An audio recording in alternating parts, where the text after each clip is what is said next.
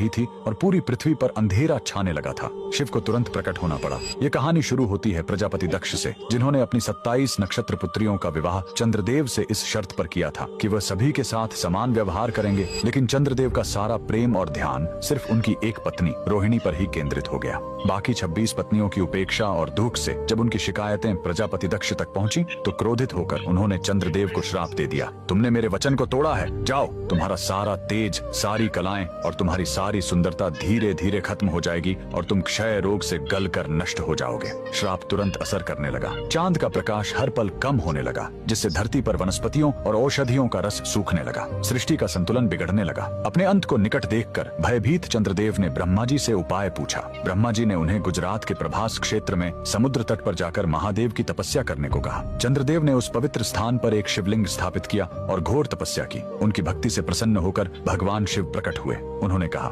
मैं दक्ष के श्राप को पूरी तरह खत्म तो नहीं कर सकता, लेकिन उसका प्रभाव कम कर सकता हूँ। शिव ने वरदान दिया, तुम कृष्ण पक्ष में 15 दिन क्षीण होगे, लेकिन शुक्ल पक्ष में 15 दिन फिर से पूर्ण हो जाओगे। उन्होंने चंद्र को अपने मस्तक पर धारण कर लिया और चंद्रशेखर कहलाए। और जिस ज्योतिर्लिंग की चंद्र ने पूजा की थी वो सोमनाथ, सोम यानी चंद्र के नाथ के नाम से प्रसिद्ध हुआ। और यही सोमनाथ मंदिर भारत का पहला ज्योतिर्लिंग आज भी गुजरात के वेरावल में उसी समुद्र तट पर शान से खड़ा है, जहाँ चंद्रदेव ने श्राप से मुक्ति पाई थी। लेकिन रुकिए, इस मंदिर का एक और रहस्य है। यहाँ मौजूद बाण स्तंभ यह बताता है कि यहाँ से लेकर दक्षिणी ध्रुव तक समुद्र के रास्ते में कोई जमीन नहीं है। भगवान शिव के भक्त कमेंट में हर हर महादेव जरूर लिखें।